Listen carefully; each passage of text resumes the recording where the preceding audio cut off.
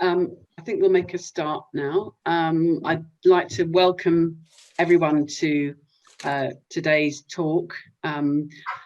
We last met Lionel on Zoom on the summer solstice for a fascinating talk about the Avebury monuments, and we're now meeting on the winter solstice to hear a talk on fairy tales entitled Once Upon a Time, a discussion about fairy tales. My name is Sarah Miller, and I'm going to be chairing the meeting. The way that we're going to run the meeting today is that Lionel's going to introduce the talk, and then the most of the talk has been pre-recorded, and we're going to show that. And then there'll be time afterwards for questions and discussion. If questions occur to you during the meeting, then please do use the chat facility. For those who are not familiar with Zoom, you'll see a little button at the bottom of the screen called chat, and you click on that and you can type in a question, or if a thought occurs to you about the topic, please do use that facility. The meeting, just to let everyone know, the meeting is being recorded today, but the only people who are actually going to appear on the recording will be people who make a contribution. So not every single participant will be on the recording. If you wanted to ask a question but you don't want to be recorded, then use the chat facility to ask a question. I think that's probably it for, yeah, we're aiming to finish by 4 o'clock today. I think that's it for my kind of housekeeping rules. So I'm going to hand over to Lionel now to. Can I make a suggestion? If you want to participate in the discussion, but you don't want to be seen, you can always turn off your video camera. Yeah, that is another option. Yeah, and you do that by clicking on the little stop video icon at the bottom of your screen. Okay, I will hand over to Lionel to introduce the topic. Hello, everyone. Thank you for coming to the Zoom meeting. I hope you enjoy this session. First of all, I want to thank my friends, Sarah, Ashok, Pete Redman, Vicky, and my daughter Danielle for organising this. Very much appreciate it. Imagine if one day some astronomers told us that through some strange consequence, another planet would pass by us soon, and that on this planet was another civilization of intelligent, sentient beings. Imagine what excitement we would experience. Imagine how much effort we would put in to try and make contact with this passing civilization, perhaps to learn great truths from it about them and about us. But the astronomers told us that this passing planet would very soon quickly move away to disappear, and we would never see it again. Imagine such a circumstance, and how in our excitement we would try and make every effort to make contact with that passing planet. This image was first suggested by famous French anthropologist Claude Lévi-Strauss, and he came up with the remarkable suggestion that there is such a planet passing by us, soon to disappear if things continue as they are. And these are the traditional cultures, which now are very few remaining, especially hunter-gatherer cultures. The argument I'm going to be making today about fairy tales is that they are an echo of those past civilizations, of which very few examples remain today, and that fairy tales, in a highly coded way, have within them coded secrets of a lost civilization to which all of our ancestors used to belong. Therefore, the approach I'm taking to fairy tales is not the common sense one, that they're trivial, superstitious tales which may be useful for winter solstice amusement, which they are and which they can be, but they're also a lot more. And they pay deep respect and deep thought to try and understand what these hidden messages are. To save my energy, this talk was pre-recorded. So we'll first of all go through that, and then straight afterwards, through Sarah's chairing, we can have a discussion about what you make of these interpretation of fairy tales. Thanks very much. Over to you, Ashok. If you all bear with me for a moment. Hold on. In olden time. Sorry. In olden time. Sorry.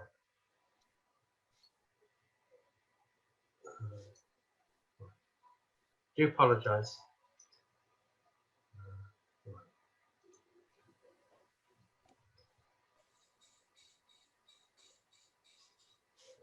In olden times, there lived a king and a queen who lamented day by day that they had no children, and yet never a one was born.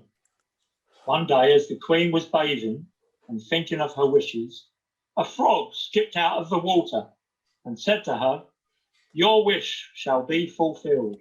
Before a year passes, you shall have a daughter." As the frog had said, so it happened, and a little girl was born who was so beautiful that the king almost lost his senses. And he celebrated with a feast, to which the wise women or fairies were invited. There were 13 of these in the kingdom, but as the king only had 12 golden plates for them to eat out of, one of them had to be left at home. The feast was held in splendour, and then the wise women bestowed their blessings upon the child. The younger ensured that she would grow up to be the most beautiful woman in the world. The next promised that she would have the spirit of an angel. The third gave her grace. The fourth decreed that she would dance perfectly. The fifth that she would sing like a nightingale. And so the blessings went on. But after the 11th fairy had bestowed her gift, the doors of the banqueting hall suddenly flew open, and the 13th fairy burst in. Seeing that no place had been laid for her, she turned her blessing into a curse. "The king's daughter," she declared, "shall in her 15th year prick herself with a spindle and fall down dead." Having uttered her terrible curse, the 13th fairy disappeared. The king and queen were distraught, and everyone was crying. But the 12th wise woman, whose blessing had yet to be given, came forward to offer help. She had not enough power to undo the evil spell, but she could soften it. Instead of dying when she pricked her finger, the girl would now only sleep for 100 years. The good fairy cast her benign spell, but the king was still not satisfied.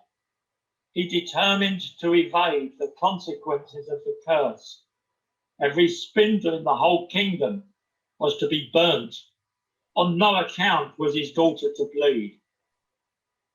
When the girl reached adolescence, however, the inevitable duly occurred. On her 15th birthday, when the king and queen were not at home, Beauty was exploring the great palace when she came to an old tower. She climbed up the spiral stairway and at the top reached a little door.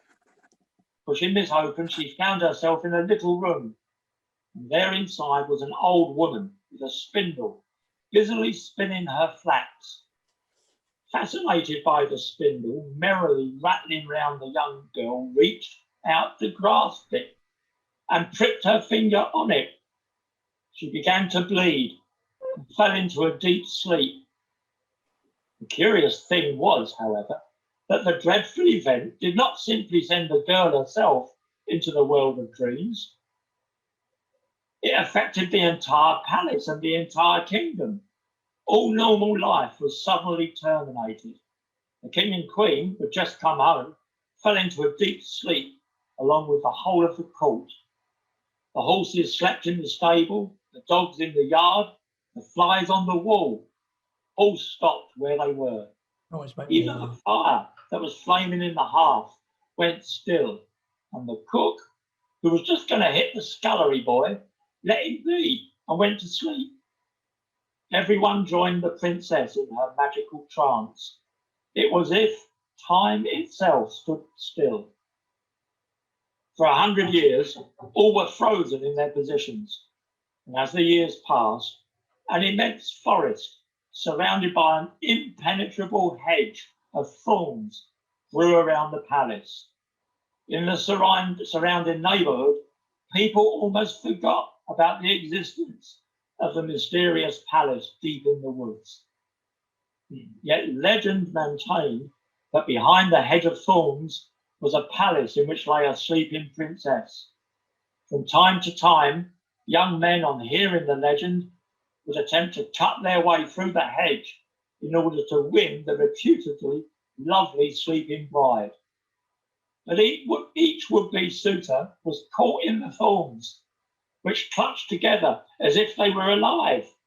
As the years passed, more and more suitors were trapped and died. At long last, when 100 years had passed, a suitor who had heard the legend decided to try his luck.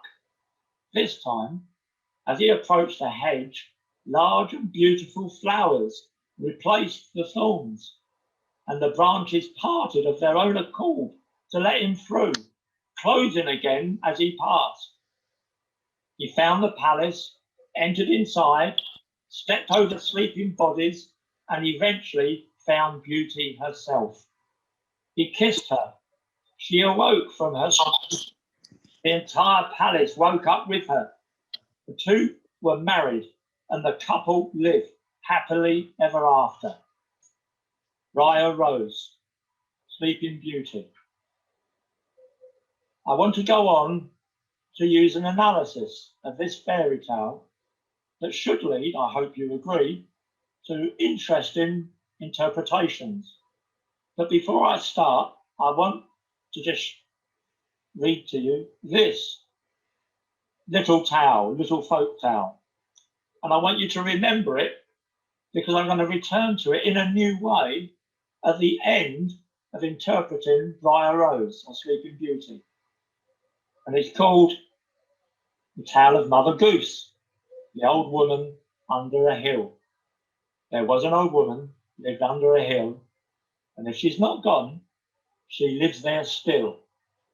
Please remember that little tale, and we should hopefully return to it at the end. Now, I'm going to go through, I'm going to use a special technique called structuralism to start analysing some of the tale Briar Rose. And I hope you learn how to use this method through the way in which I'm going to analyse it. And just as a challenge to you, as homework, this could be turned into a Christmas game for whoever you're sharing your Christmas with.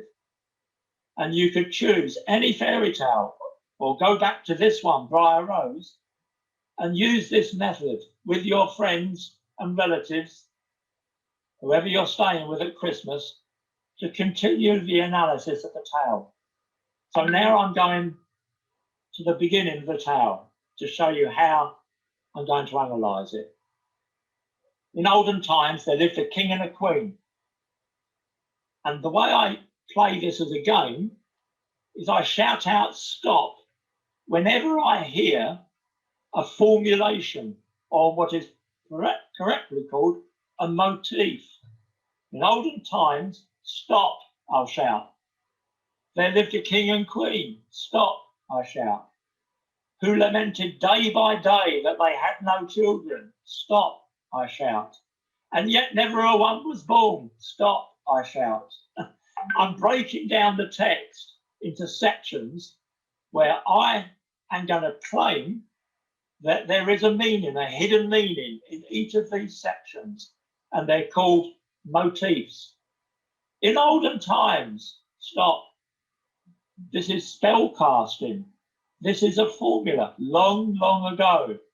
Once upon a time. This is spell casting. As soon as you hear this, your brain changes. You are being cast under a spell, and that you now know you're going to hear a tale in which magic will occur, and you will be quite acceptable to hear the most outrageous claims, because here a frog is going to talk to the queen, and it's going to be quite okay for you to listen to this because you know it's a magical tale, and you're going to be quite amenable about accepting this tale. They all work like this. So in olden times is equivalent to once upon a time, long, long ago, far, far away. You now know that we are back into a magical world, long gone, but it is a magical world. There lived a king and a queen. Stop, I shout. Because now, these are the people who are the highest in the realm. Anything that happens to them can equally happen to you or to anyone.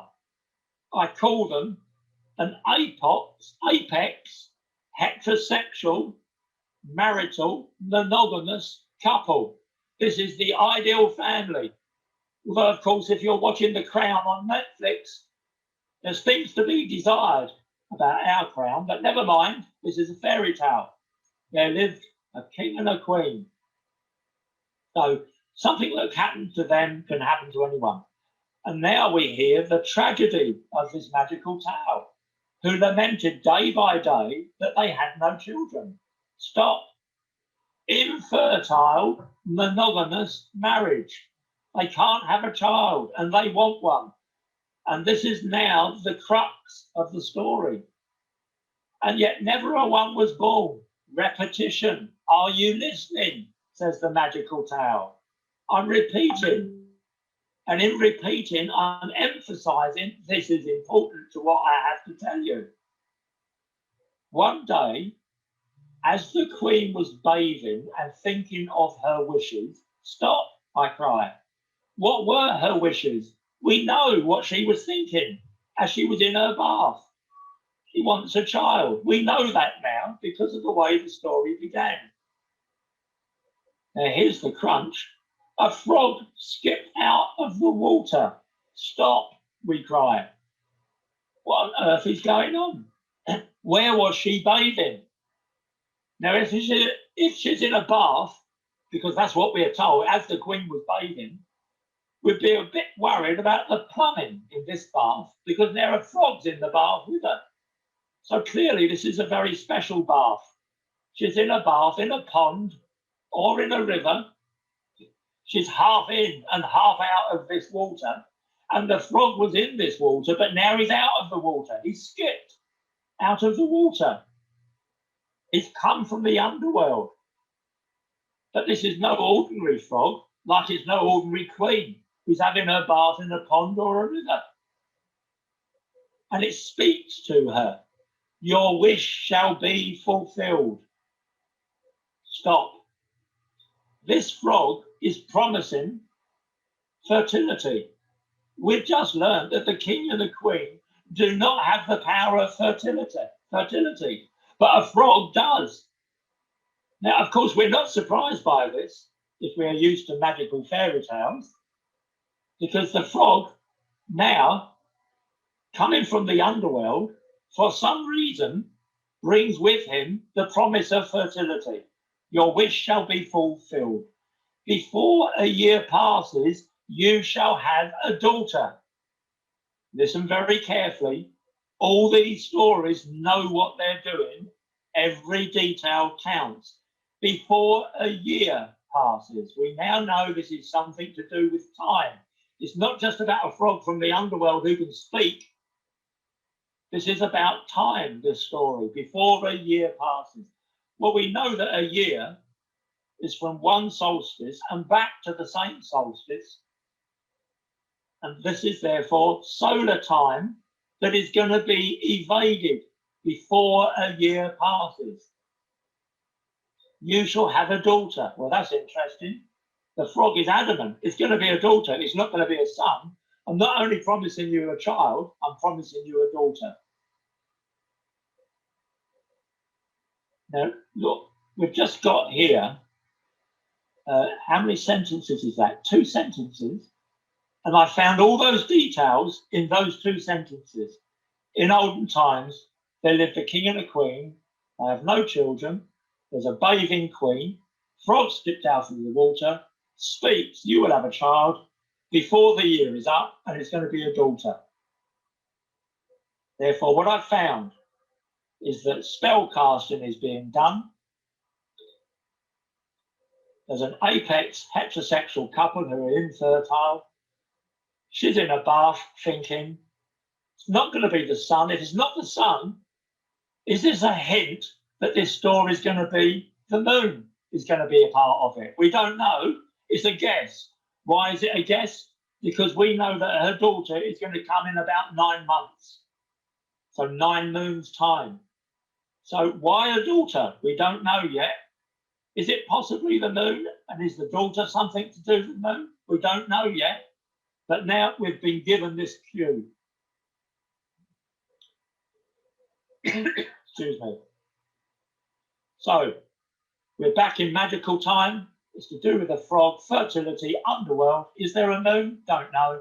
Is it the frog that's related to the moon or the daughter? We don't know. But we're now, our sensitivity has been heightened to all of this. But notice that I've arranged this work that we've already done into binary pairs. This is how magical tales work. All of them, myths and magical tales, always work by comparing one thing as an opposite to the other. This magical time is the opposite to this time, ordinary time, non-magical time. This frog is more powerful than a king and a queen. This frog has fertility, unlike the infertility of the king and the queen.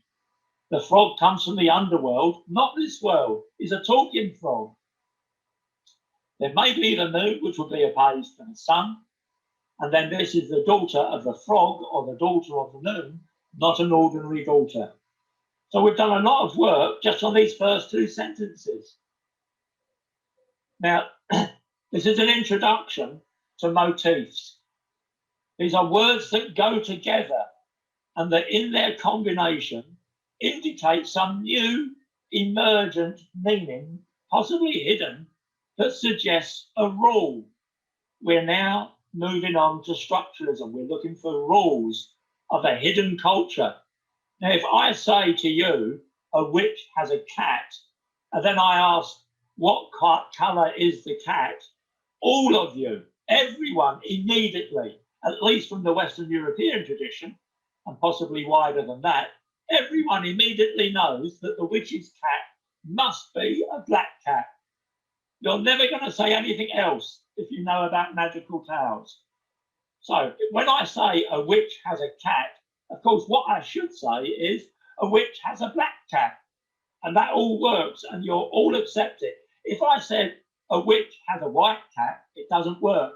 And you know it doesn't work. This is a rule.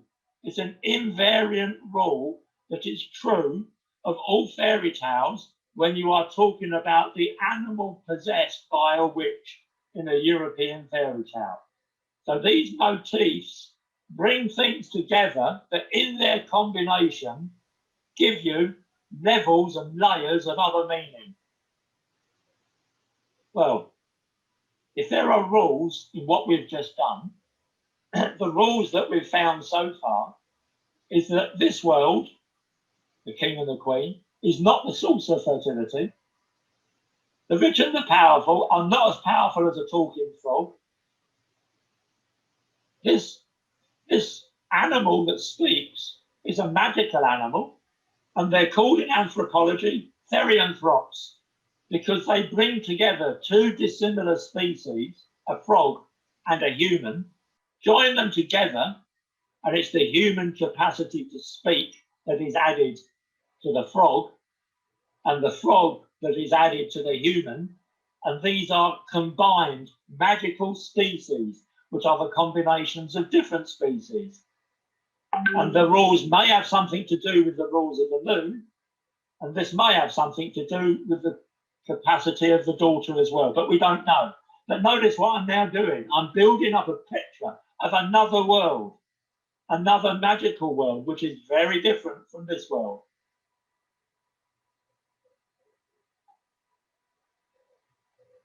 So to sum up so far, magical spell casting, apex heterosexual monogamous couple, infertility of the people of this world, the use of repetition, the queen is in the water, half in and half out.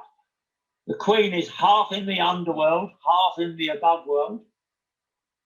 The frog was in the underworld and has skipped out to this world. The amphibian, which moves between worlds, the underworld and this world, and then enters this world and speaks and delivers fertility within a synodic year. A synodic year is a full year by promising a daughter. And fertility comes from a magical domain with the presentation eventually of a daughter, a girl. Now, I am now going to say that these rules apply to another world. And I'm going to go further than that. I'm going to say this other world once existed. Now, you might say, no, it's just a fairy tale. And whenever I've given this lecture elsewhere, excuse me, I've always met incredulous response from many people that a fairy tale is worth any such detailed interpretation. In fact, I belong to an organisation called the European Society for Astronomy and Culture. And I've given talks about fairy tales at this organisation, which is a lovely organisation. But many people do not see any significance in fairy tales. And they basically think that I and others, and by the way, there are many others, and they're called folklorists. There are many others that make a very similar interpretation to what I'm saying now. I'll give you 2 references at the end of the talk at which you can follow up this level of scholarship, this type of scholarship. But the big critique is what I'm now doing is a massive over-interpretation, and that I'm reading things into this fairy tale that really are not there. And a fairy tale is trivial. It's amusing, it's engaging, but it's trivial. That's the normal attitude to fairy tales. In anthropology, we see them as powerful, rich reservoir of ancient folk knowledge, which needs to be treated respectfully. Now, where were we taught to think like this? Well, I'll give you one, and I'll give you another one later, who is Claude Lévi-Strauss. And he says he analysed over 800 myths of the North and South America in a massive 4-volume book called Mythology. And to sum up his method, he says, all magical tales mobilise motifs, which are organised in binary oppositions between them, that the tales frequently use the technique of redundancy. They repeat and repeat to make sure you're listening. That rules are hidden in these linked binary motifs. That every detail of a fairy tale or a myth counts. You must pay attention to every detail. And that there is no one true or more true myth than others. All of them count, and all of them link up. If you find different versions, and I'm going to show you another version of Briar Rose in a minute. If you find another version which is slightly different, and then you say, aha, which one is the real one? The answer is both of them. Both of them are real. And you'll find that in their variation, the same rules still apply. Now, This is how we were taught by Claude Lévi-Strauss. So this is the method of structuralism. So let's go back to the frog. Every detail counts. And the fact that this fairy tale has chosen a frog is not an arbitrary choice. Every detail counts. So what do we know about frogs? Well, I must admit that when I started looking at this tale, I knew very little about frogs. But here's a summary of some of the things that I found about frogs. I sort of knew some of these things, but I wasn't as adamant about it as now I am from reading from other experts what's special about toads and frogs. Well, of course, they're amphibians, therefore they metamorphose. They emerge from their eggs as tadpoles and then become frogs or toads. What else do we know about them? They're nocturnal. They do not like the sun. They've got damp, porous skin. They avoid direct sunlight, and they only emerge from their underworld or underwater layers at night. They hibernate over winter in small dry holes and under logs and stones. Therefore, they're seasonal. They symbolically die in the winter and are reborn once the temperature rises above 10 degrees C. They go to the water in spring. If they go earlier than that, if they go before it's 10 degrees C, their likelihood of survival is very low. If they're clever, they'll wait until the temperature is 10 degrees C, which is round about springtime. They have a rather aggressive mating strategy in that the females first go to water and then the males come a bit later and mob the females trying to mate with them. Now, here's the crunch thing. The eggs from the frog, the female frog, there's an enormous quantity of eggs. Frogs and toads are incredibly fertile. Aha, we say. The king and the queen are not fertile, but toads and frogs are. An enormous quantity of eggs. Therefore, the central motif in the fairy tale, which is one of lack of eggs, lack of children amongst the king and the queen, we've now got a superfluity of eggs and offspring that will come from a toad and a frog. Here we've got a hidden binary motif through the choice of the talking frog. The frog is the repository of fertility. The tadpoles hatch in 12 days after the female is fertilized,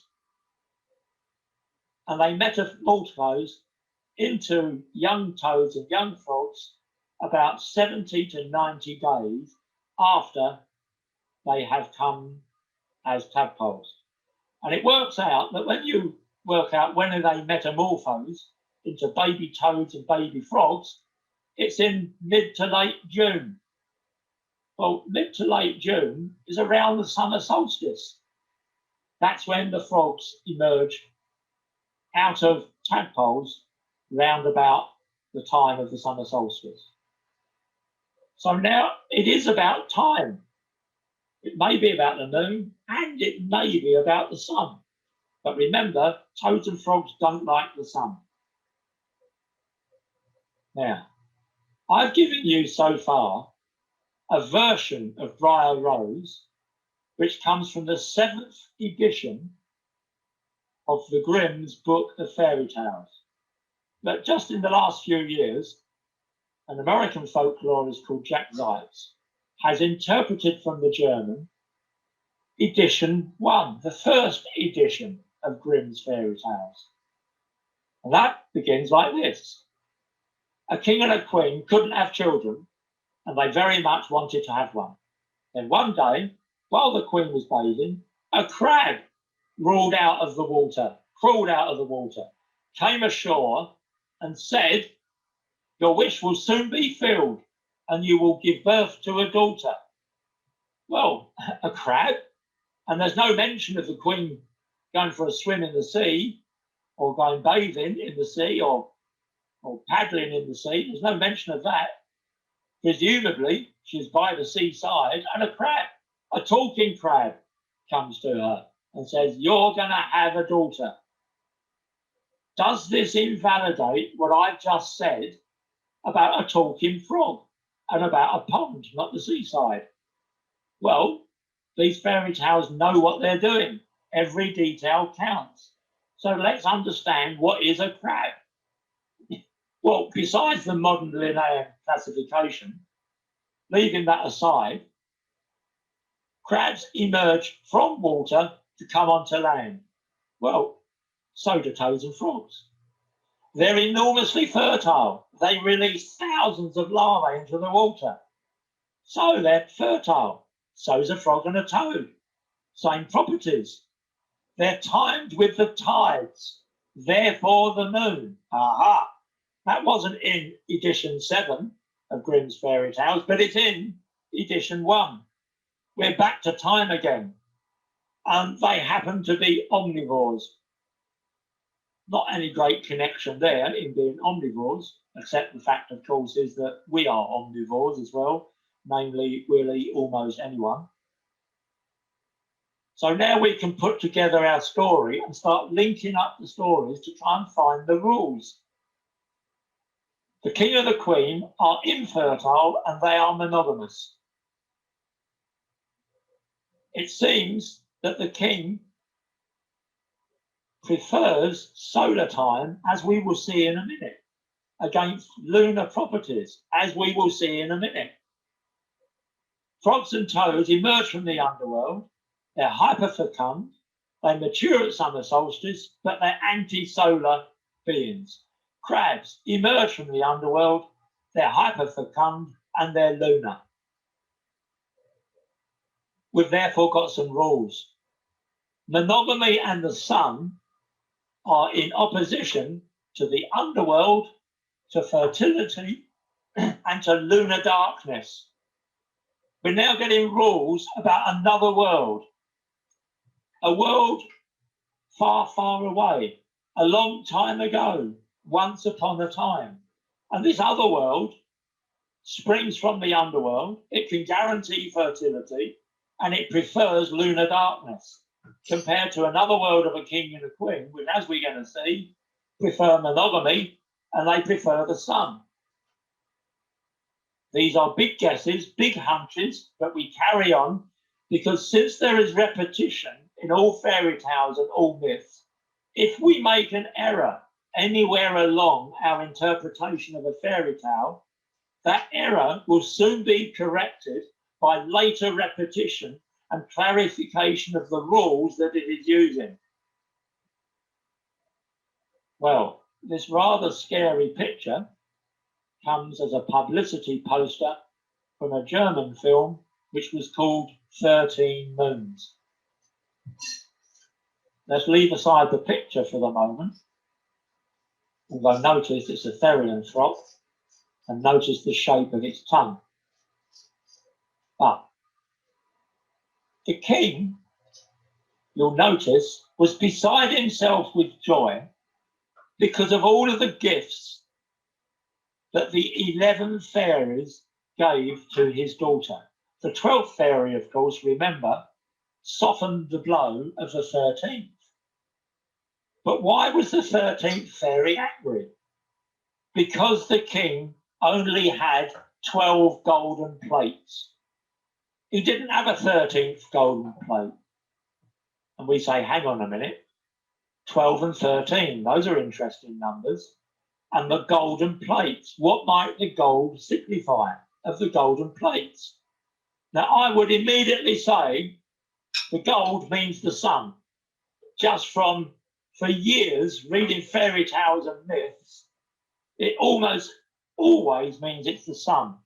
And when I hear 12 golden plates, but not a 13th golden plate, then I'm convinced immediately it means the 12 months of a solar year, and we don't want the 13th moon that is always in a solar year. And the 13th moon has been expelled from the way in which we count the months in any one year.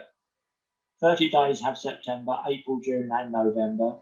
31, blah, blah, blah. All that rhyme that we all know The month in our months of 12 months in a year are not really months. We've adjusted the length of these months to make 365 days, which they do. But some months are 31 days, some months are 30 days, and one month is 28 days every 4 years. So we've fiddled with the length of a month. But a month, if you mean the lunar month, is 1 month it is 29 days, and the next month it is 30 days, and the next month it is 29 days, and the next month it is 30 days. On average, a lunar month is 29.5 days. The king doesn't want that. The king doesn't want the 13th month. He's expelled the 13th month in his calendrical year to be only 12 months, 12 golden plates. He doesn't want the 13th month. He's excluded the 13th month by excluding the 13th wise woman. And she is furious, absolutely furious that she has been excluded, as we see in the picture. Excluding the 13th month, this is the king who wants to control time. And this time is something to do with fertility, because this king cannot guarantee fertility. And this is something to do with him wanting to exclude the 13th month that will always happen in any year. In any year, there will either be 13 full moons or 13 dark moons. And it seems that the 13 wise women not only control time, but they control fertility. And the king stands in the way of the 13 wise women who control fertility and who control time, and whose messenger from these 13 wise women is a frog from the underworld. This is what the story's hidden message is all about. And the moment at which he is going to try and evade the rules is going to place a terrible curse on all of his kingdom. Everyone will fall asleep because this 13th old lady, this furious woman from the 13 wise women, because she's been excluded, says, in that case, you are excluding me. And she will bleed on her 15th birthday when she touches a spindle. And everyone is deeply upset that she cast this terrible curse upon the daughter just before the 12th woman has cast her spell.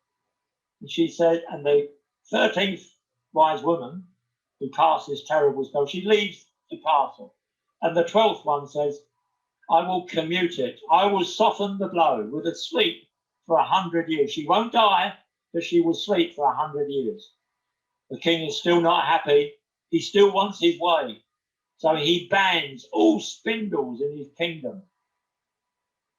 And the maiden receives the 11 gifts while the king is trying to protect his daughter from ever bleeding.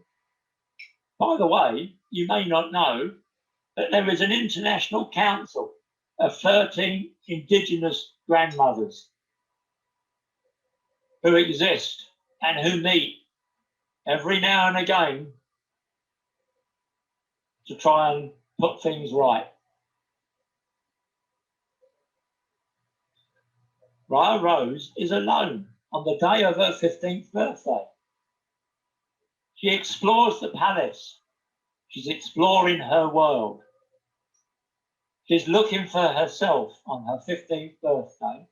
She finds an old tower, a winding staircase. She finds a little door with a rusty key in it, opens the door, and there's this old woman spinning flax, a spindle and flax. These towels know what they're doing. Every detail counts. She pricks her finger on the spindle. Immediately she bleeds. She falls asleep. Instantly, the whole kingdom falls asleep. King and the queen, the courtiers, the horses, the doves, flies, fire, meat, cook, and the boy, and the wind stops. This hedge circles the castle. Princes try and reach her. For many years, they fail and they die on the encircling thorns. Now, what does this blood flow mean at her 15th birthday? Clearly, it must be menarche, first menstruation. The 13th missing plate is the 13th moon. And every moon time, menstruation, women's blood flows. It used to be that spinning was the seclusion activity for women while they were menstruating. And we still have the word, the etymology of the word, spinster, is the word for a woman who is not married. Well, spinster comes from spinning, and spinning used to be the menstrual seclusion practice for all women. And we still have the legacy of that meaning in the word spinster. And that's when blood flows. And normal time, in terms of marital time, heterosexual monogamous marriage stops during the period of menstrual blood flow. And I and others would argue that all 5 of these things add up to a menarche event, the first blood of the king and queen's daughter. Why would the king try and evade this? Why would the king try to control time to stop this happening? He wanted his daughter to be marriageable. He doesn't want his daughter to be menstruating when he puts her on the marriage market. He wants to stop menarche, stop menstruation, stop time. Is this an overinterpretation? Am I making an overinterpretation? Well, there's another clue. The old woman, the 13th woman, is spinning flax. Now, flax is spun, but why flax? Why spinning? Does flax have any special properties that may tell us another detail? Well, yes, flax regulates the ovulation and menstrual cycle. These stories know what they're doing, and every detail counts. So if you want another, we've now got 6 clues in the story, which says this event is a menarche event, and menstruation is in some way or another a guarantee of fertility, which of course it is, because it means that if you're menstruating at one part of the month, then you're ovulating at another part of the month. So it is a guarantee of fertility. The sleep was extended over the whole house. Everyone went to sleep with her. It didn't just affect Friar Rose, it affected the entire kingdom. And therefore the story is saying, when this magical blood flows, everyone must synchronize with this event, because this event is a blood ritual event. It is a powerful blood that is now being spilt. And this powerful blood is going to govern the time of everyone. This is the rule that's being hidden in this story. So out of this story, who is powerful in this story? Is it the prince? Well, of course it's not.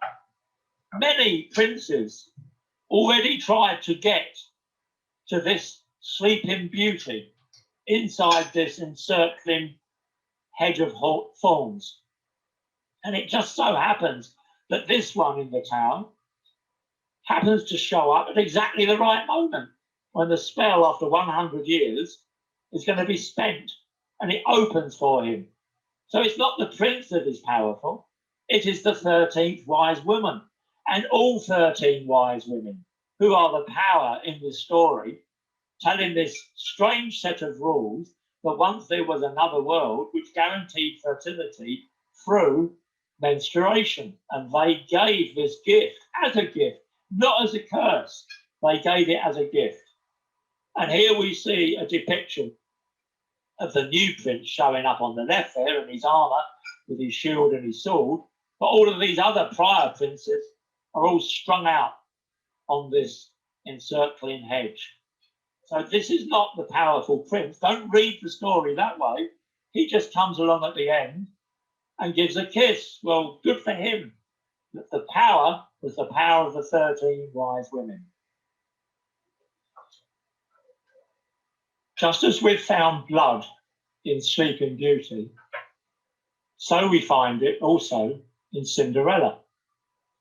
Her two stepsisters cut off their toes or their heel to make sure that their feet will fit Cinderella's golden slipper to then become the eligible bride for the prince, who only has the slipper, the golden slipper to go on to identify the beauty that he saw at his ball.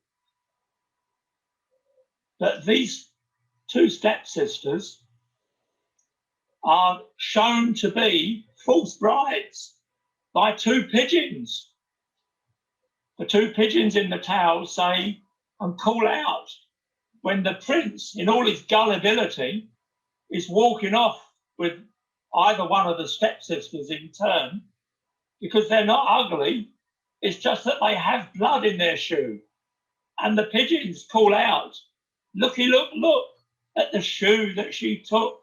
There is blood all over. The shoe's too small. She's not the bride that you met at the ball."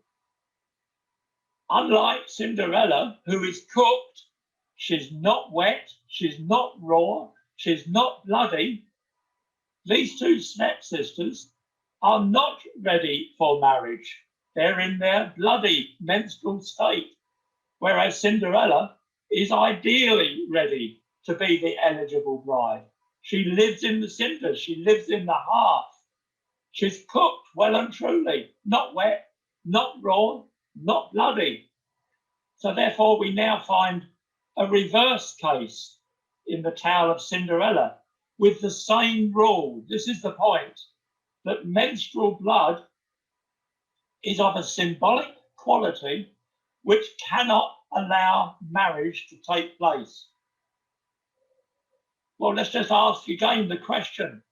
These tales know what they're doing and every detail counts. Why are pigeons calling out to disclose that stepsisters are not eligible for marriage because they have blood? Well, again, as we did with toads and frogs, let's ask the detail about the pigeons. The mating behaviour of pigeons is unique amongst birds. They kiss, they call it billing. They are monogamous, they pair for life. They are hyper-fertile. They'll have 2 or 3 lots of baby pigeons every year, unlike almost all other birds. They're called squabs. They have 2 or 3 sets of squabs a year. The male is very anxious to make sure that the female lays her eggs. He drives her into the nest. He is a most attentive husband to the female.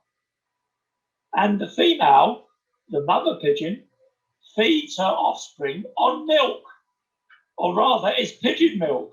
They're secretions from her crop. And also, as the young grow up, more components in this pigeon milk is of her own digestive food that she brings up. So the similarities with human maternity is very similar. It's overlain with monogamy for life, the ideal couple, and it is hyperfecund. They have many offspring. Again, an ideal marriage scenario amongst pigeons, which is ideal to show how Cinderella is so much different from her stepsisters, who are in a menstrual state, an anti-marriage state. And the way that the story continues in that the stepsisters and the stepmother make Cinderella work like mad to clean the lentils by clearing the bad lentils away from the good lentils. The pigeons again come down to help her to do this onerous job that would take all night. So Cinderella couldn't attend the ball. The good ones for your little pot, the bad ones for your little crop, say the pigeons. The pigeons are helping Cinderella separate the good from the bad crop in the lentils. just as the fairy tale separates the stepsisters from Cinderella.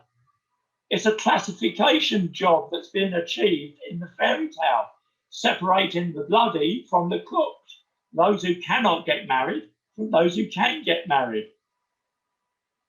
Now here we have a Christmas version of Cinderella with the two ugly stepsisters. But in the tale, you will remember, or you will when you read it, as part of your Christmas homework, when you're playing this game of trying to decode fairy tales, we have the two ugly stepsisters, or cross-dressing men in this case. But in the tale, the two stepsisters are beautiful. The only thing that distinguishes them from Cinderella is that they have blood in their shoe. The shoe is an obvious vulva symbol in fairy tales, and the blood in the vulva obviously means menstrual blood. This is our way of saying that they are cursed in this pantomime version of Cinderella. But the 13 wise woman brings a blessing, which she turns into a curse because the king is disallowing her engagement within the feast by not having 13 golden plates. This is a blessing, say the 13 wise women. This is a curse, says the king. It's two political values being put on menstrual blood which are opposed to each other. Menstruation as a curse or menstruation as a blessing. This is the battle that's going on in the fairy tales. Now, is this overinterpretation? The argument is that these are universal rules that apply in all fairy tales and all myths all over the world. This is a wild claim, but you can test it yourself, because we've just said from Cinderella and from Briar Rose that blood or rawness is equivalent to anti-marriage. And we're also saying that being cooked or no blood, you are ready for marriage. And Cinderella confirms this as a second example of a second fairy tale. By the way, it's also confirmed in Greek myths, where Dionysus is the bloody one and Hester is the patron goddess of the hearth. It's the same in Greek myths. And in volume 1 of Mythology by Levi-Strauss, he titled volume 1, The Raw and the Cooked. And he shows that this applies, this distinction applies across 800 myths of all of the North and South American Indians. Now, this means we can make predictions and test them. So these are testable claims. This is science. This argument is saying fairy tales and myth use a scientific method of combinations which are allowed and combinations which will never happen. So, for example, if in myth 1 we can find that blood is the opposite to cooking fire, as we are saying, namely the stepsisters who are bloody are opposed and opposite to Cinderella, who is cooked. And in another myth, myth 2, if we can also find that in cooking fire in one myth, in that myth or another myth will always be the opposite to raw food, always. Well, if this is true, then we should be able to find a third myth or third fairy tale, which includes all three of these elements, but in a certain order. Blood and raw food will always go together, and they will always both be opposed to cooking fire. This is a prediction that we're making, so we can test it. And yes, we have that in the tale of Rapunzel, where the raw food are the radishes that the woman who cannot be fertile with her husband just dreams of eating the radishes in the witch's garden that she can see through the little back window over the high wall looking into the witch's garden. So yes, the tale of Rapunzel confirms this prediction. And what about in another one? If blood and raw food are the opposite to cooking fire, It means you will never find a myth in which blood goes with cooked food. If you can find such a myth, I'll buy you a pint. And I predict you'll never find it. Whatever fairy tale, whatever myth you look at. Do we have such an example? Well, yes, we do. A boy whose nose bleeds travels to another world up a magic beanstalk, arrives at a magic world where a giant loves eating raw humans. Do we find such a place? Yes, of course, in Jack and the Beanstalk. And when he arrives in this other world, he's very hungry. He asks the hotelier in the inn that he arrives at in the world above at the top of the beanstalk. He says, "Do you have neck of mutton and broth, please? I'm very hungry." And then the host says, "No, if you'd have come last week, we would have had it. But no, we've got nothing." And Jack, throughout the town, is hungry, goes hungry. There is no cook for him in the other world. In fact, he hides from the giant in the above world in the oven.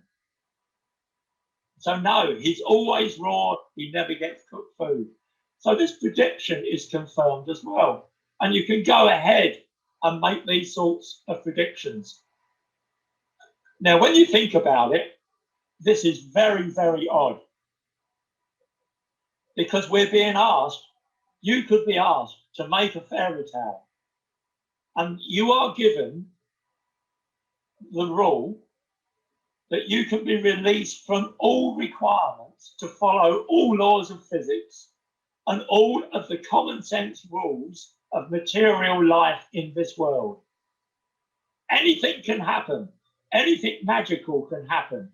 And you are just given carte blanche to make up such a story. And then you go off and you would think that you can make any story you like. And indeed you could, as could anyone. Excuse me. But it so happens that the story that will be culturally selected and listened to by everyone, the only stories that will be remembered, the only stories that will be selected, will be those stories that always follow these rules. A frog could become a prince. Dead animals jump out of the fire and refuse to be cooked. A dragon emerges from the deep and flies to heaven. All these things can happen. But the dead animals, if you try and if they're magical animals, they won't be cooked from the other world. Always the same formula will be used. For example, all over the world, hares and twins always go together in fairy tales and myth. And you might think, why? But they always do. And the answer is, if you look closely at a hare, at its lips, it has split lips. And if you look at identical twins, they are split. Therefore, a hare denotes the beginning of someone splitting, and identical twins show the final outcome of a process of splitting. And identical twins can inhabit two different worlds at the same time. Therefore, they are magical. In this other world of magical fairy tales and magical myths. Therefore, a hare is a useful symbolic means of saying, in this story, there will be a splitting episode, and the identical twins will be the result of that splitting. It's a completely different way from the normal world of telling a story, but it's the way this world from which these stories come from tell their stories. And dragons. Every culture in the world has stories that believes in dragons. Dragons have never existed. They are a product of the human imagination. And they always have certain properties. They are a serpent, a snake, and usually they can fly. Some of them have wings. And therefore, the highest of animals, a winged animal, and the lowest of animals, a serpent, a snake, are brought together in this therianthrope, two species that have been put together so that it can have magical power of being able to travel into the underworld and traveling up to the above world. They always have an engulfing, gaping mouth, and in this case, with many teeth, fearsome teeth. We do not expect this Bronze Age warrior to be able to vanquish these dragons unless the sword and shield that he carries have been magically enchanted weapons, which have usually been enchanted by some goddess-like figure. And that inherent to this Bronze Age warrior himself, he does not have sufficient power unless he's been granted a magical quality to be able to vanquish this dragon. And so it goes on. The dragons always have certain characteristics, and they're all over the world. They may be rainbow serpents, they may be winged dragons, or they may be small worms that become big worms. But all over the world, they have this quality. And some reason or other, they always fancy a maiden. They always capture a maiden. They always seclude a maiden. And the warrior must vanquish the dragon to free the maiden, to make her available to marriage. And therefore, also, dragons are always associated with wetness and with blood and with rawness, just as was found in these fairy tales. This is how the fairy tales work. They cast a spell on us. And if we're observant, and if we're closely analysing the tales, the spells they cast on us tell us these hidden messages. In olden times, once upon a time, far, far away, on the edge of a dark forest, in a little hut, through a little window, over the river and into the forest, these are the spell-casting beginnings to the fairy tales of Europe. And they've been brought down, many of them brought together in Grimm's fairy tales, the collection that the Grimm's brothers collected from German folklore. And they've been passed down mainly by grandmother's stories, spoken to her grandchildren across hundreds, maybe thousands of years. And why do they always end with a kiss, with a prince who captures the maiden from the dragon, or changes? Why do the maidens change from wet and bloody into dry and cooked? And the argument is that grandmothers have passed this ancient store of knowledge down, and they've disguised the real meaning of the stories because these stories are being told in a hostile, patriarchal culture. And therefore they're subtle in the way that they give the message that menstrual blood is not a curse, it is a blessing that comes from the 13 wise women. But because we live in a world in which kings and others try to deny the reality of the knowledge of the 13 wise women, these grandmothers phrase and compose these fairy tales in ways that disguise this real hidden meaning within the fairy tales. Now, the way I put this earlier in the talk, I suggested that, of course, a frog is going to carry on the benefits and give the benefits of fertility to the king and the queen, because it's not them that carry their fertility.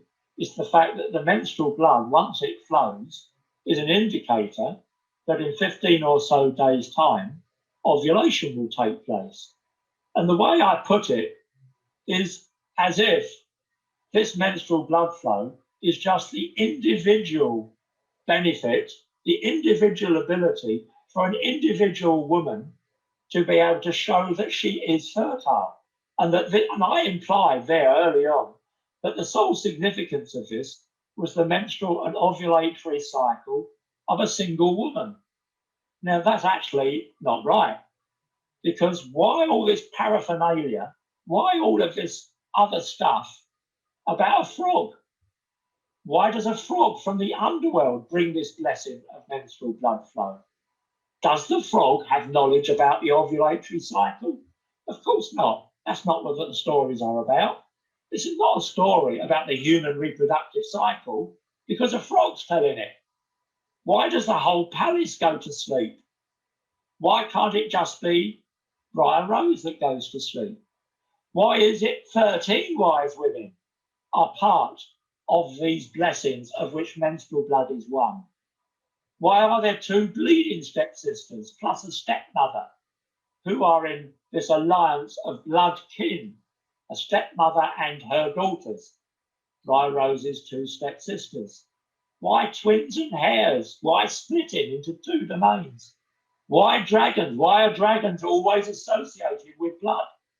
What's this all about? It's not about individual fertility. Vladimir Propp, in 1928, a Russian folklorist, studied many, many fairy tales from Europe. And he showed that all of these fairy tales in Europe all linked up with these rules, just as Levi-Strauss showed that all of the myths of the North and South Amerindians all linked up with the same rules. And in fact, the rules that Vladimir Propp found are the same rules that Levi-Strauss found in the Americas. And Vladimir Propp in 1928 said, the only way to explain this homogeneity of rules across all of Europe is that there must once have been a European civilization that united all of Europe, now lost in the mists of time. And it was, in fact, it was from Vladimir Propp that Levi-Strauss got this idea to go and test it out in the Americas. And he says all of these European fairy tales, when like a jigsaw, you put them all together, it's just one big story telling the same message. By the way, Joe Stalin, who was just taking power in Russia at this time, didn't like this at all because he wanted to build so-called socialism, actually Stalinism, in Russia alone. And he didn't like this rule, didn't like this finding of Vladimir Propp, that there was once a European civilization, which sounds a lot more like socialism than did Stalinist Russia. So the book was banned. Can you believe this? A book on fairy tales was considered too dangerous for Stalinist Russia. And it wasn't until after the Second World War, and especially after the death of Stalin, that this book, Morphology of the European Folktale, was then rediscovered and retranslated. So what does this lost civilization in Europe look like? Menstrual blood triggers magical transformations. That this is part of the knowledge of a women's collective. And this menstrual blood trigger is a collective menstrual synchrony trigger, when all women synchronize their menstrual periods. And that this event happens at dark moon. It follows the logic of lunar phases. And just as the dark moon appears to have disappeared into the underworld for 2 or 3 days, so frogs, so dragons, so maidens disappear into another world, an underworld of anti-marriage, when they separate from their husbands and they call upon their brothers to support them in their splitting from their marital role into a sisterly role of supporting each other in a period of menstrual seclusion during dark moon. From a jealous husband's point of view, it's like his wife has turned into a witch. She's telling him to go away, and that perhaps in a little while, once blood has passed, then it might be considered to return as a wife to the man who was once her husband. This suggests cyclical lunar time, in which from dark moon to full moon, a woman with all women separates herself from her husband, and then at full moon, women and men come back together again as husband and wife. And from full moon round to dark moon, there is a period of heterosexual marriage, which then ends again at dark noon again and separates off. And every woman can draw upon vast magical power in a civilization led by women and their brothers. Imagine if every woman had standing around her all her sisters and all her brothers. Now, one of you will say, what if she hasn't got a sister and she hasn't got a brother? Well, in the society I'm talking about, she'll have hundreds of sisters and hundreds of brothers, because this is a clan society, a matrilineal clan society, as predicted by Friedrich Engels in Origin of the Family, Private Property and the State. And then if a woman has hundreds of sisters and brothers standing around her, and if she has a jealous husband berating her for leaving him for a temporary break from marital requirements, then her sisters and her brothers protect her from anyone who is being jealous towards her.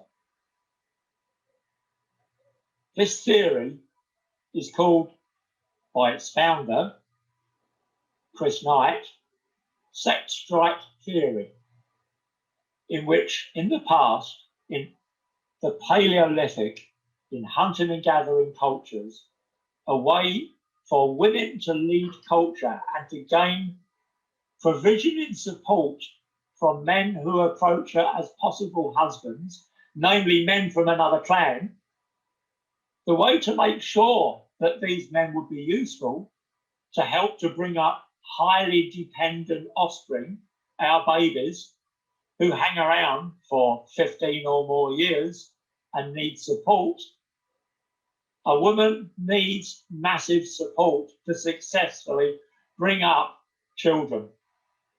All of her sisters could help her, all of her mothers could help her, all of her brothers could help her, and optimally, her husbands can also help her. And the optimal model predicts that round about the time of dark noon, marriage comes to an end, heterosexual relationships are temporary, and men as husbands are encouraged to go off and prepare for a hunt. And then at dark moon, women seclude themselves, as do all men. All men seclude themselves from their wives and return to their sisters and mothers and support their sisters and mothers. And those men in turn prepare to hunt, not for their sisters and mothers, but for their possible wives in the other clan. And successfully completing that hunt, as was possible during the Paleolithic, when there was mass big game plenty, it was a Garden of Eden for hunters during the Paleolithic.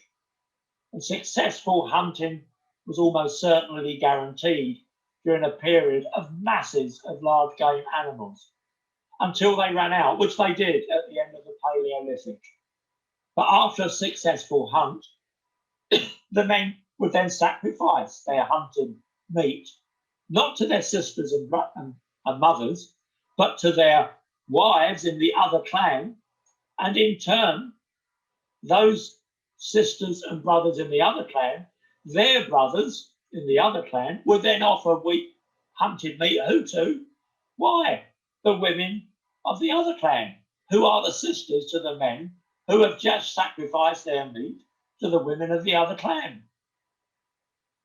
This is an egalitarian exchange system of hunting and gathering led by women working as a collective to synchronize their menstrual blood flow as a signal that temporary marriage has come to an end, and it will be completed when at full moon hunted game can be sacrificed between clans. This will explain the two worlds that we've found in Briar Rose, between a world of seclusion where menstrual synchrony is not allowed by the king, and the 13 wise women in turn reimpose the rule that marriage cannot happen when blood flows. And this therefore is a way in which the fairy tale, in the hostile terrain of kingly rule, disguises this message that menstrual blood was once the blessing of all women to be able to gain maximum advantage from bringing up children. As it happens, when I analyse fairy tales, I use the methods I found in fairy tales to analyse monuments like Stonehenge, because the same rules can be found in Stonehenge. In the upper right picture there, we've got winter solstice sunset. And in the lower right picture there, we've got, as it happens, full moon in the upper window. But full moon is never in the upper window when the winter solstice is in the lower window. When they are both in their windows, it is always dark noon. And winter solstice, sunset, and dark moon in the upper window is the start of the longest, darkest night. Therefore, the rituals that took place at Stonehenge were timed to take place not at full moon, not at the start of the summer solstice, which is what 30,000 of us expect every summer solstice. Stonehenge was designed for rituals to begin at the start of the longest, darkest night, which is the message from the fairy tales, and it is the message from sex strike theory, that menstrual blood takes place in the underworld, and out of complete darkness emerges the dragons, the pigeons, the toads, the menstrual women who collectively drive the rituals which governed the Paleolithic hunting cultures. There was an old woman lived under a hill, and if she's not gone, she lives there still. This is the woman, Mother Goose, who told the fairy tales. She lives in the underworld. She comes out of a cave. She's Mother Goose. In the Russian versions, she's got duck's feet. This is the way we got these fairy tales. And she is the remnant of the woman's collective which drove this early culture, which is our lost European civilization. It is a key and a clue to a possible way forward. Thank you very much. Thank you, Lionel. That was fantastic. Okay, we've got some time now for questions and contributions and a discussion about the ideas that Lionel's presented. If people can use the raise hand facility, which I'm just trying to remind myself how you do that. Hang on a sec. Yeah, you can click on your name, and actually, Ashok, can you just remind me how people raise hand? Because being like there are two ways to raise your hand. One is that if you look at your thumbnail, I think 3 dots, you can indicate there that you want to raise your hand. Or secondly, if you go into participants, there should be a button there to allow you to raise your hand. Okay, or I can see people are. Okay, so Stacey and Carlos, I'm just going to unmute you. If you actually, I think, can you unmute yourself, because I can't seem to. Yeah, no, it's worked now. Stacey and Carlos, or is it? Yeah. Go ahead. Well, I'm going to take this one, Cool. but Okay. so fantastic talk. Thank you, Lionel. It's so good to see you. I sort of thought this was going to go a slightly different way, so I just want to bring in some other things that I think really tie in well and ask your opinion on them. In the Greek mythology, of course, you had certain gods and certain wood or certain plants that were associated with them.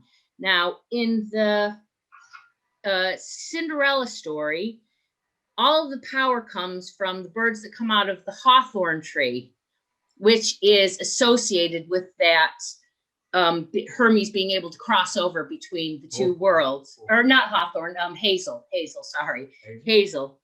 Yeah, hazel. In the in the Sleeping Beauty one, it's surrounded by briars. Now, briars were associated with the Greeks with the undergods.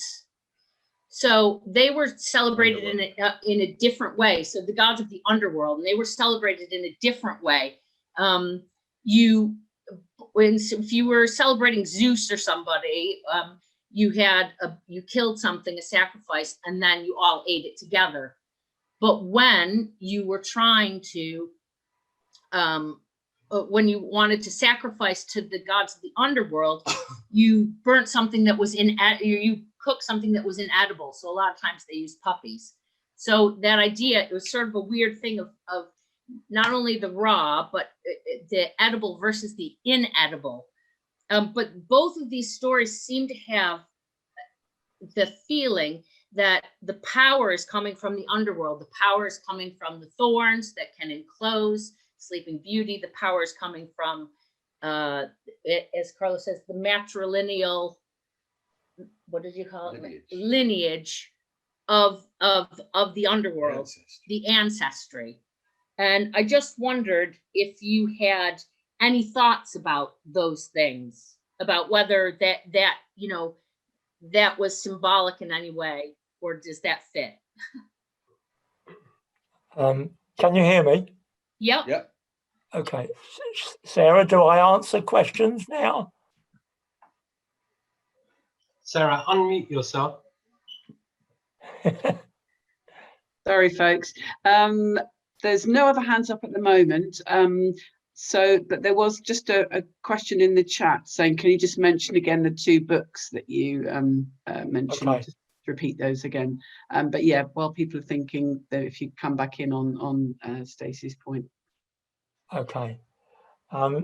Thanks, Stacey. Linking with the Greek myths. Okay.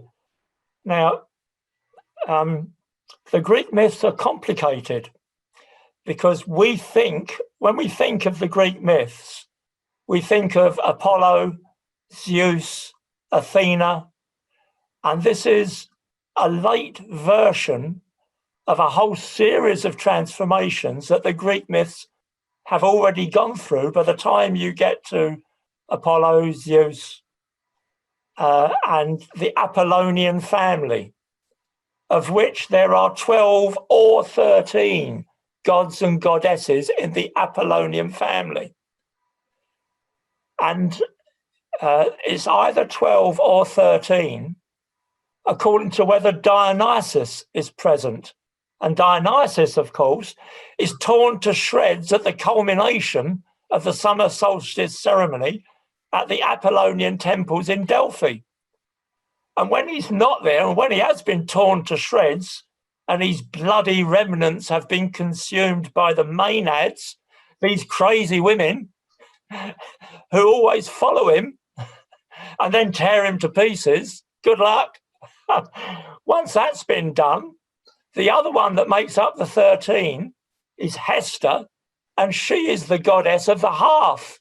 She is the Greek Cinderella. So when you start looking at the Greek myths, yes, the same rules apply, but you've got to take into account all of the previous transformations.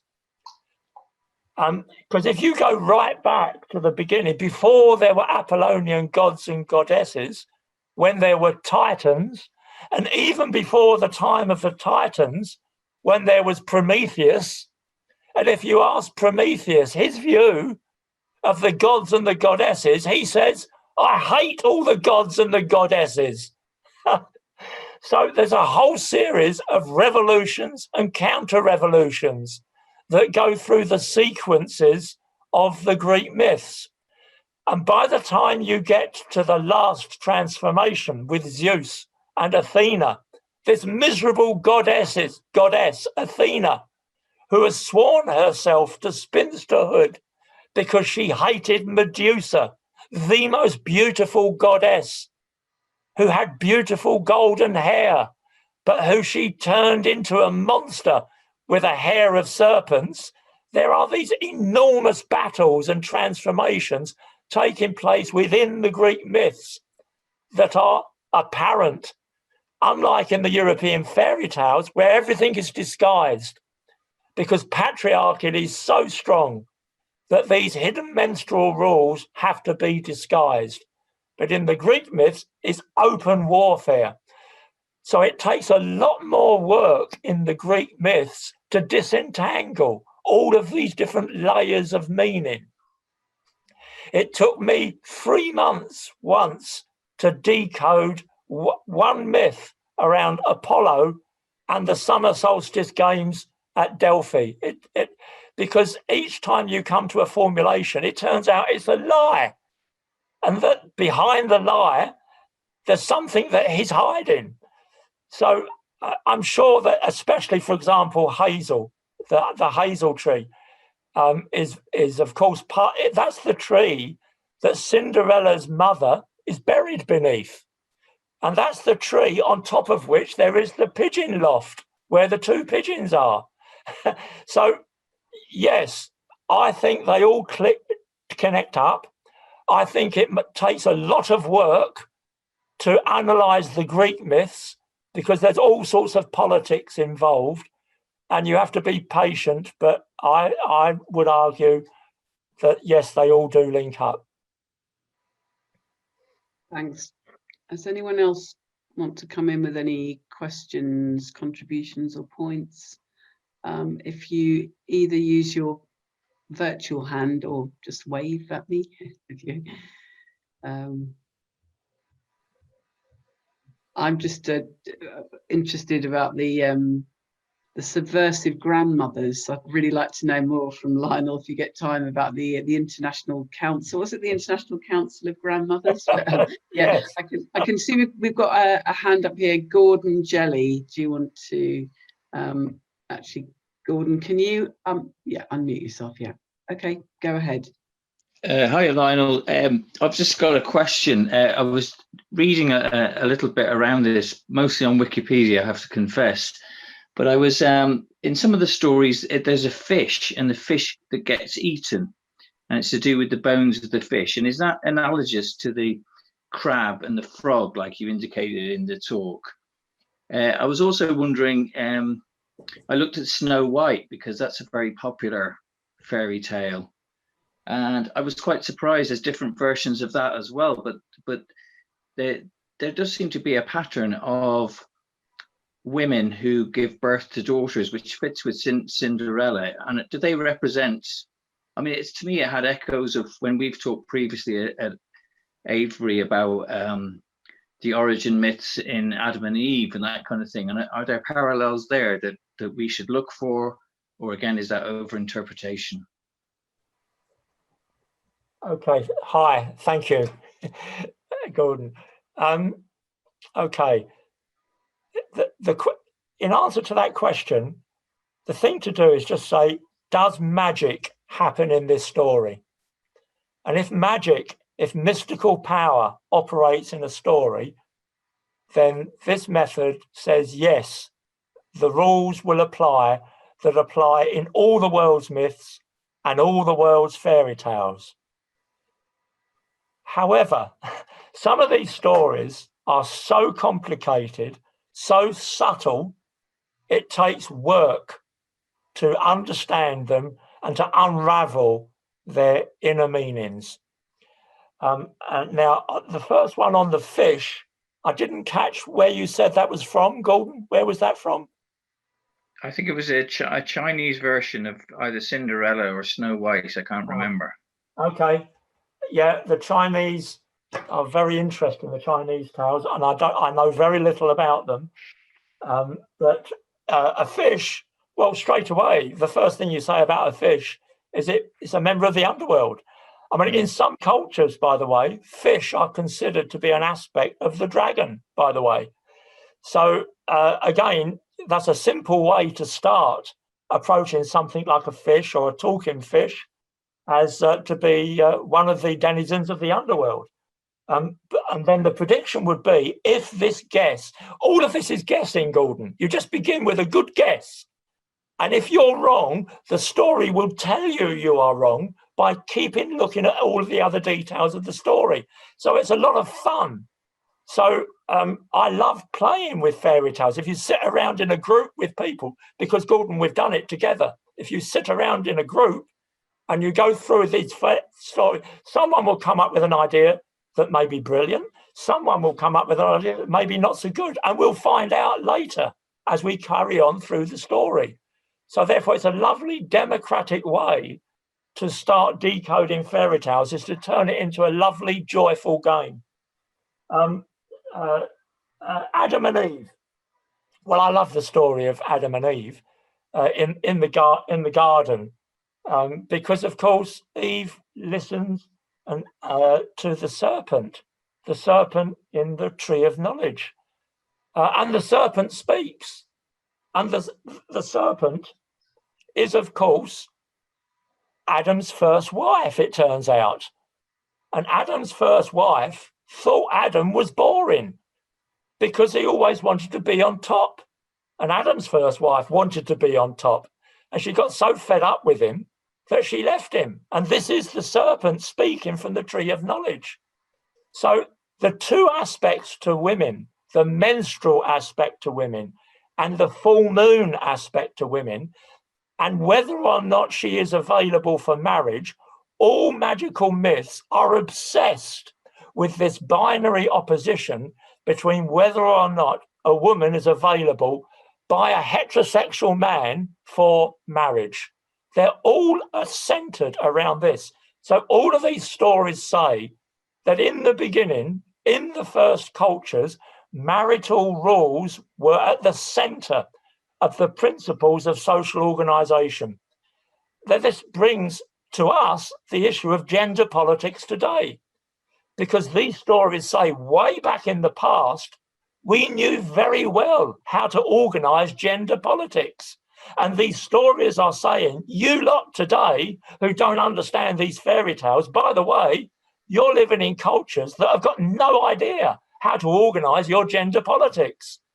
The stories are as big as that. They're telling as big a message to us, way back from the Paleolithic, that cultures that were matrilineal and matrilocal were highly solidaristic cultures with enormous levels of support, in which women and men as brothers and sisters always stood by each other, and that the whole world is divided at least between two clans, one matrilineal clan and another matrilineal clan, and they exchanged between them. Who did they exchange? Men as husbands, because the women stayed put. And the men as husbands, if they're lucky, could visit the other matrilineal clan to find their sweetheart there. But that the women stood in their own clan, and they would always have complete support in their own clan. So all of these fish in the underworld, Adam and Eve in the Garden of Eden, Snow White, who journeys to another world to be supported by how many dwarfs? The dwarfs in the underworld. She's with a whole group who all just support her. All these beautiful images just show that there was a world way back in the past in which there was equality and women were enormously respected. And therefore, gender and class, gender and politics, all of these things that divide, that we find a source of division today, were solved long ago. This is the big message from these tales. Thanks, Lionel. Lucinda, you wanted to ask a question. Go ahead. Yeah, I did. I think you've kind of more or less answered it, Lionel, but one of the big stories I used to have because of living in Germany was Hansel and Gretel, which I think is kind of, when you talk about Cinderella and Sleeping Beauty, there's bits of it which you can really see in Hansel and Gretel. But I just wondered, in terms of the brother and sister relationship, and because in Germany it's explained in a different way sometimes, and there's the famine that happened over land that causes the stepmother to argue with the woodcutter father to take the children into the forest, and then it's the birds that, the beautiful white birds that take the two children through to the witch's hut. And it's Gretel that has the bread that she takes to be able to find their way back and so forth. And there's lots of things in it that are quite complex that when I read it, I think, well, where does that fit? And I think you've answered it with what you said with Gordon is you've got to kind of have those discussions. But I think it's a really beautiful story. But I just wondered what your take was on the relationship between Hansel and Gretel, because I know Hansel is imprisoned and uses the bone to not be fattened up, but then Gretel also uses the idea that she doesn't understand the witch to confuse things. And then I can't remember the last bit of the story, but it's the beautiful swans, isn't it, that ferries them across an expanse of water back to where they were, where they end up with the wealth of the witches. That means they live happily ever after. And I get quite confused when I'm listening to what you're talking about certain parts of what that means, because I think it's a slightly different story to me to the Cinderella and Sleeping Beauty because of the relationship between Hansel and Gretel. I don't know whether I've got that wrong or not, but I just thought that's quite an interesting story for me. Yeah. Okay, thank you. First, a confession, I haven't read Hansel and Gretel lately. And these, you have to be very respectful to the details, as you are now being. And because I haven't read it lately, I'm a bit hesitant and trying to jump in and say, oh no, it all works. I wouldn't do, in fact, when this session is finished, I'm going to rush off and read Hansel and Gretel because of what you've just said, so thank you. But of course they're brother and sister, which means they're blood kin. And they're traveling into another world, the world of the forest. I love the image of, wasn't it when she tries to fatten up the boy before she's going to eat him? The trick is putting out a little bone through a crack and she feels the bone and says, oh no, you're not quite ready yet to be eaten. Well, of course, here we have a cannibalistic witch who clearly will eat this boy raw. There's hunger in this other world.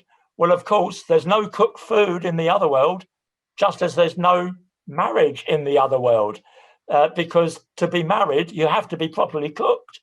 So because it's brother and sister together, of course, they can't be married. So therefore, brother and sister to travel in the other world is absolutely correct. You don't travel to the underworld with your boyfriend or with your husband. You never travel with someone who's going to be your lover. Love, sex, heterosexual sex and marriage cannot take place in the other world. The other world is a world of blood solidarity, which is exactly who Hansel and Gretel are. They're brother and sister. So that's the way I would start approaching it. And as I say, I'm going to go back and read it afterwards, thank you, and look up for. Now, my prediction is that making those sorts of claims should be amplified in the other details in the tale. They should be made clear, either through redundancy and repetition or through further examples. Thanks, Lionel. Just want to draw attention to some very good questions in the chat. One of which, can Lionel suggest why this civilization changed and the status of women dropped? Well, that's the big one, isn't it? And just to mention, there's another question that I found really interesting about. You mentioned that it was the grandmothers who are often, passing down the tales, and the question is, I wonder if women inherently understood the deeper message that they're actually subversive, or these stories are actually propaganda for the patriarchal order. So, thank you. These are lovely questions. Thank you. Just going back to the last one first, did women like get these stories? And the answer is, I think, yes, because I used to work in the Workers' Educational Association, the WEA, go round, because I now live in North Essex, and I used to go around the villages and towns giving courses on this stuff. And it always divided the class when I talked about fairy tales, because the women all started grinning as soon as I started giving these talks, and they got it very quickly. And some of the men did, to be fair, but some of the men didn't either and were incredulous about making these sorts of interpretations. And they would give me a hard time about this, and I just have to go into patient teacher mode and try and get them to agree, and failed many times, to be honest.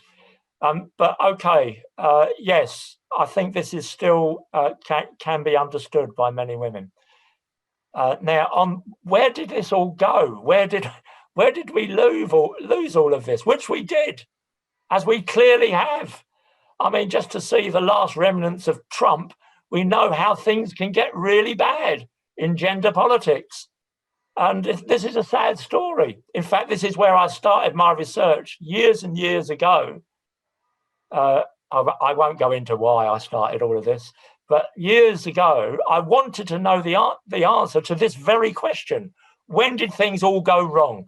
Because as a child, I always, when I watched cowboy and Indian films on the first television sets in 1952 or 51, I'd always support the Red Indians against the cowboys. And I'd always think, these Red Indians, that was somehow how we began. We lived in cultures that were much more sharing than ours. I didn't use those words, but I was just a child, but I always had respect for these traditional cultures that still had remnants of some sort of clan solidarity, which I felt rather than understood. And I'm afraid the answer to the question is economics, because you will recall that part of this way of understanding the past is that they were hunting cultures and we lived in a Garden of Eden for hunters. The Paleolithic, there was mass plenty of big game animals. Well, we got so good at hunting that many of these animals, namely the big ones like mammoths, hairy rhinoceroses, and the marsupials in America and the giant camels in America, all of these places, these animals became extinct, usually within 1,000 years of meeting modern human hunters. Within 1,000 years, the big animals became extinct. And this process was dragged out of hunting becoming more and more difficult to sustain a large group of people, namely clans, to stick together. And the quick answer is, by 20,000 years ago, the period is called the Solutrean. By 20,000 years ago, most of these big game animals had gone in Europe and, as it happens, in America. And so it became very difficult to keep big groups of people together on the basis of hunting. And once you have to change the strategy, the ability to keep large groups together becomes more and more difficult. So from 20,000 years ago, right up until about 5,000 or 7,000 years ago, there is a gradual breakdown of the clan system. And by the time you get to the period of Stonehenge, Avebury monuments, 3,000, 4,000 BC, 5,000 to 6,000 years ago, that was the end. Solidarity through clans, matrilineal clans, could not be sustained once we have cattle pastoralism, cattle herding, because then women were purchased by men who owned cattle. And once women were purchased, these are called bride price societies, then women were abandoned by their sisters, by their brothers and their mothers, because now they'd received cattle in exchange for their daughter and their sister. So if she got fed up with her husband because he was an unpleasant guy, and she went back to her blood kin and said, I don't like him, and they'll just say, so what? We've got his cattle. Do you mean to say that if you come back to us, we'd then have to give back the cattle we got for you? And that would then cause all sorts of feuding between clans that have now become patrilineal. So the answer to the question is, once hunting had collapsed as a survival strategy, so the ritual system based upon women's monthly periods could not keep people together, because every young parents who have children, if they were then told, no, you can't go hunting now, it's not the right period of the moon, they'll just say, get lost. We have to survive. So we no longer follow the rules of the moon. Can you imagine how terrible that would have been, in which they told their grandmothers to shut up about all the old way of doing things? What a terrible division that would have caused.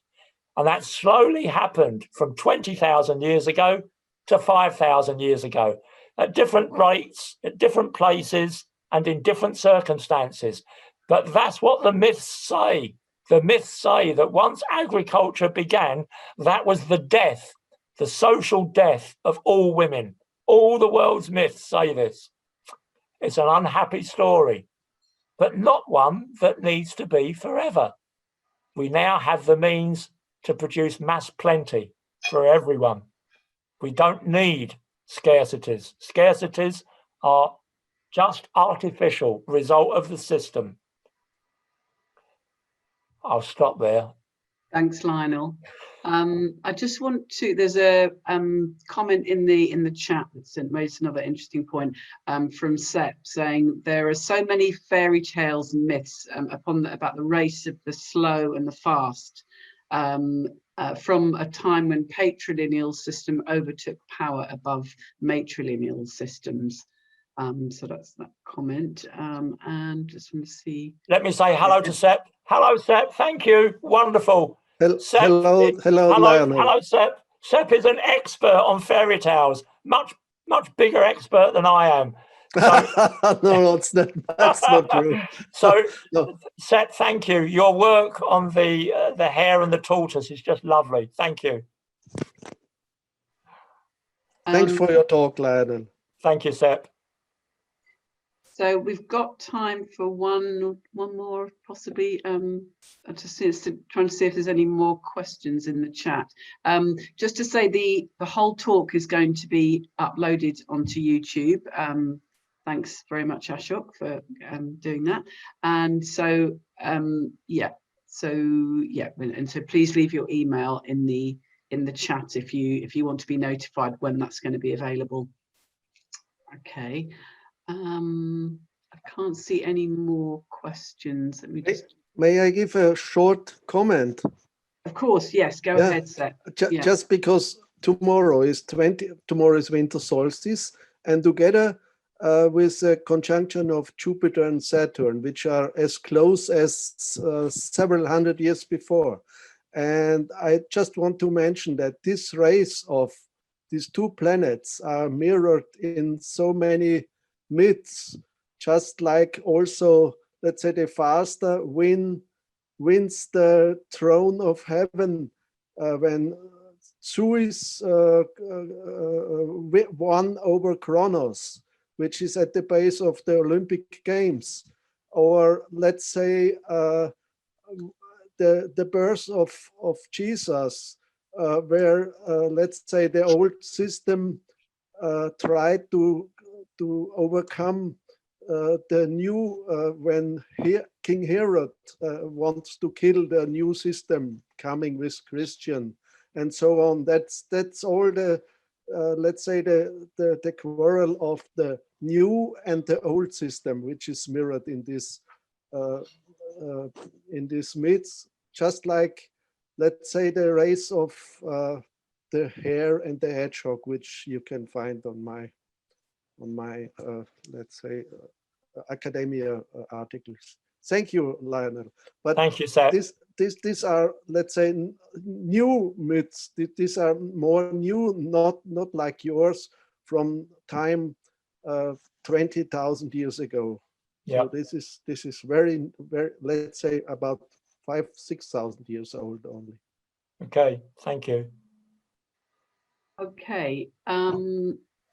If there's no more hands up, what I'm going to do is ask Lionel if you want to come in and make any concluding comments.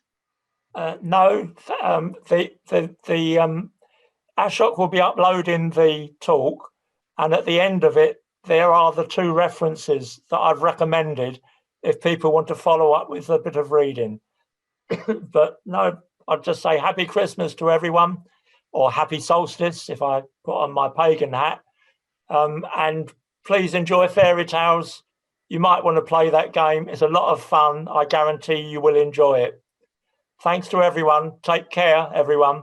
Yeah. See you next solstice, maybe. Thanks very much to Lionel and to everyone who joined the call today. It's been really, really fascinating. And I'm looking forward to the next one, hopefully on the summer solstice, when let's all hope that we'll be able to meet in person. And that wish in the meantime, stay safe, everyone. And thank you very much. Can I just mention the references that Lionel alluded to? I'm just about to put them up now, so if you want to hold on, and I'll put them up in a minute. But thank you very much for attending. Thanks.